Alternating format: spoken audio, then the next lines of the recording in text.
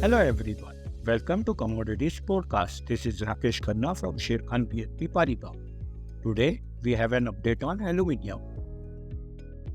MCX aluminium price was moving in sideways range along with break in its nearby resistance of 237 level indicate short-term trend is bullish. However, aluminium price had started forming higher high higher low formation and expect upside target till 245 and 251 level in near term. On the downside, key support